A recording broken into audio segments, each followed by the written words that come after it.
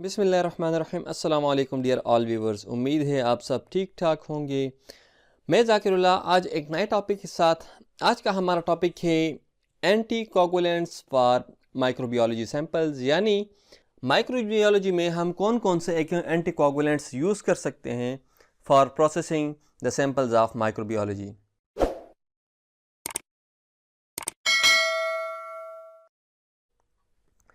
तो सबसे पहले हमें पता होना चाहिए कि एंटीकोआगुलेंट क्या चीज़ है। एंटीकोआगुलेंट एक ऐसा केमिकल सब्सटेंस है जो ब्लड के अंदर जब डाला जाता है तो ब्लड की क्लॉटिंग को रोकता है, ब्लड के अंदर जो क्लॉटिंग का प्रोसीजर है उसको बंद करता है और खून को जमने नहीं देता। इसका मोड ऑफ एक्शन क्या है, ये काम किस तरह करता है कि मुख्तलिफ जो क्लॉटिंग फैक्टर्स है ब्लड के अंदर, उन क्लॉटिंग फैक्टर्स की एक्टिवेशन को या तो रोकता है या उनकी प्रोडक्शन को ये बंद करता है, ताकि क्लॉटिंग फैक्टर्स ज़्यादा वो प्रोड्यूस ना हो, वो बने नहीं, या अगर वो बने हुए हैं तो उनकी एक्टिवेशन को, उनके फंक्शन को ये क्या करता है, सुप्रेस करता है, उसको स्टॉप करता है। तो इस तरह ब्लड जो है वो क्लॉट नहीं होता, खून वो जमता नहीं।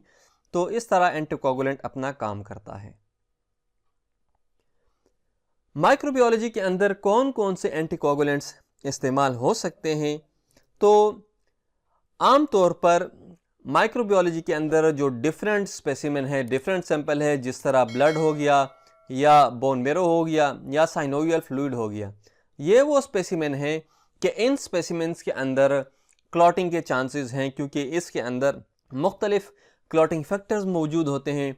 तो इन स्पेसिमेंस के अंदर अगर हमने बैक्टीरिया को फाइंड आउट करना है, अगर हमने किसी ऑर्गेनिज्म को आइसोलेट करना है, तो इन ऑर्गेनिज्म के आइसोलेशन के लिए हम इस सैंपल को एंटीकोगुलेंट्स में डालते हैं। इंपॉर्टेंस क्या है, अहमियत क्या है एंटीकोगुलेंट्स की? ऑर्गेनिज्म इन मटेरियल के अंदर जब होते हैं, ब्लड के अंदर या बोन मेरो के अंदर या साइनोवियल फ्लूइड के अंदर, ये अंदर फंस जाते हैं। ये ऑर्गेनिजम्स, ये बैक्टीरिया, जब ये खून जम जाता है या बोन मेरो जम जाता है या साइनोवियल फ्लूइड ये जम जाता है, तो इसके अंदर जो माइक्रोब्स है, जो बैक्टीरिया है, वो इसके अंदर फंस जाते हैं।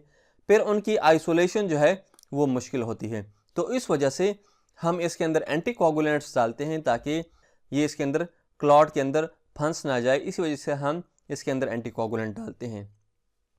मुख्तलिफ किस्म के एंटीकोगुलेंट्स यूज़ होती हैं और उनकी कंसनट्रेशन, ये दोनों ज़रूरी हैं।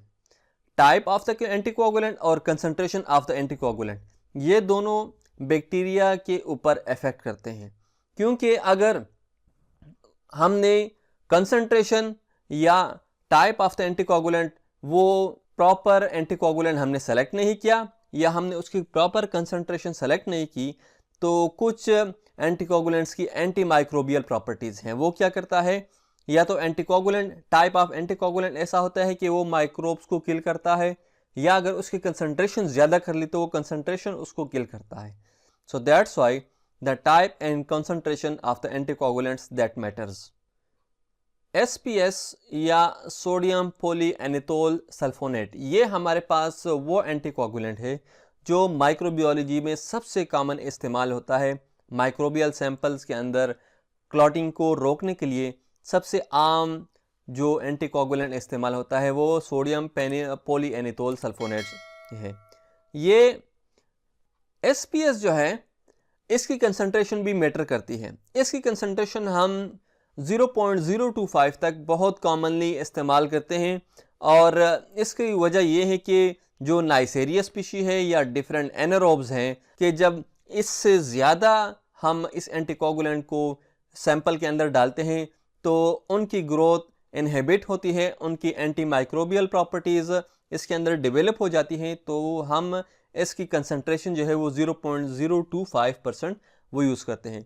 कुछ बुक्स के अंदर 0.05 तक भी वो यूज़ होता है, लेकिन वो नाइसेरिया एनारोब्स अगर उसके अंदर सस्पेक्टेड नहीं है तो हम 0.05 तक भी उसको लेके जा सकते हैं।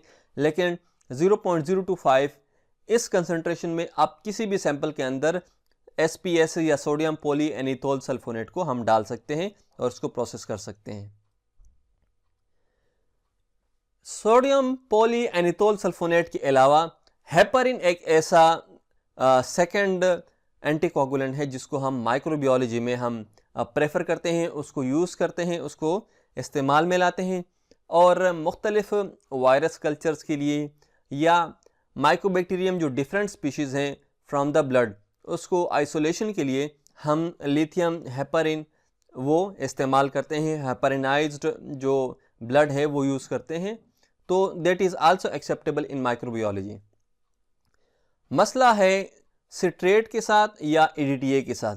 सिट्रेट जो एंटीकोगुलेंट है या EDTA जो एंटीकोगुलेंट है, ये दोनों ऐसे एंटीकोगुलेंट हैं कि जिनका इफ़ेक्ट माइक्रोब्स के ऊपर बहुत बुरा इफ़ेक्ट है और ये माइक्रोब्स को ग्रोथ करने नहीं देती, बल्कि उनका एंटी माइक्रोबियल इफ़ेक्ट है।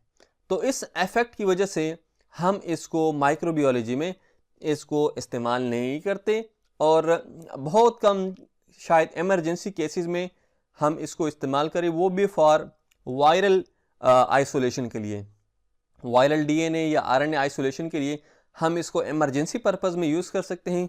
यूजुअली हेपरिन या SPS को हम माइक्रोबायोलॉजी में इस्तेमाल करते हैं। So that was all about the anticoagulants कि हम माइक्रोबायोलॉजी में कौन कौन से एंटीकोगुलेंट्स इस्तेमाल करते हैं और कौन से एंटीकोगुलेंट्स को इस्तेमाल नहीं कर सकते। उम्मीद है आपको एंटीकोगुलेंट्स के बारे में आइडिया हो गया होगा। तो इस टॉपिक के बारे में आपको कोई क्वेश्चन है, कोई कंफ्यूजन है, कोई सजेशन है, तो आप कमेंट बॉक्स में कमेंट कर सकते हैं। वीडियो देखने के लिए शुक्रिया। अस्सलाम वालेकुम। अल्लाह।